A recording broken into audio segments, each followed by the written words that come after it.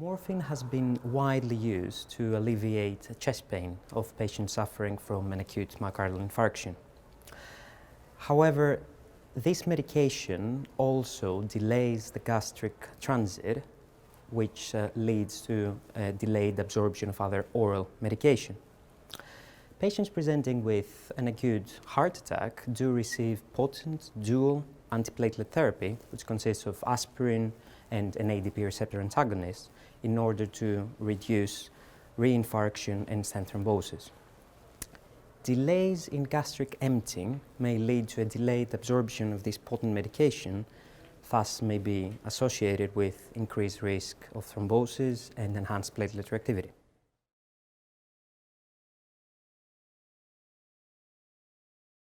We assessed 125 consecutive patients presenting with ST elevation myocardial infarction immediately before their PCI. All patients received a loading dose of aspirin and either clopidogrel or ticagrelor within the preceding 60 minutes. Thrombotic status was assessed using the point-of-care global thrombosis test, which is positioned in our cardiac catheterization lab.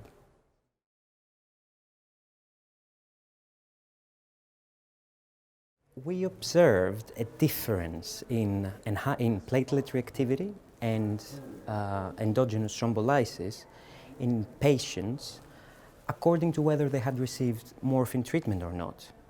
More particular, patients that had received morphine treatment in the ambulance prior to their intervention exhibited a worse thrombotic profile, as evidenced by enhanced platelet reactivity and impaired endogenous thrombolysis in comparison to the ones that did not receive morphine. These differences were no longer apparent 48 hours after presentation. This may well suggest that there has been a delayed absorption of this potent antiplatelet medication.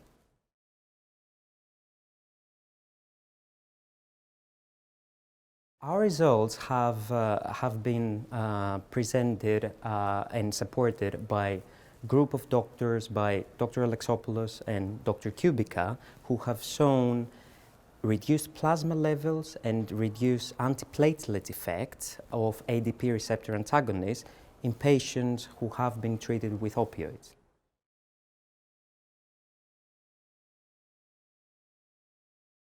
If morphine treatment is to be used, we can either examine the possibility of using other IV alternative agents, such as 2B3A antagonists or bivalirudin or even cangrelor, or we may stress out the option of using non-opioid therapy, such as IV paracetamol, for example. But again, it really depends on how severe is the chest pain, because patient safety comes first.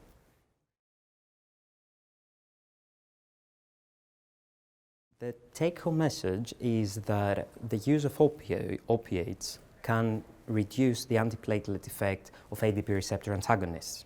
Now, this may well be that some patients suffering from an acute heart attack may be exposed to increased risk. However, large further clinical studies are required to assess whether this reduction in antiplatelet effect translates into an increased risk of thrombosis.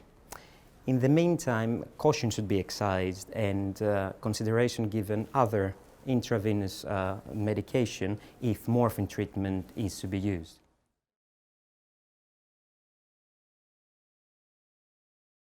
We're particularly interested in assessing the thrombotic status in patients presenting with a primary percutaneous coronary intervention and whether an impairment in endogenous thrombolysis, which is our body's natural ability to dissolve a thrombus once it's formed, can predict future events, and whether we can improve endogenous thrombolysis with the use of pharmacological treatment.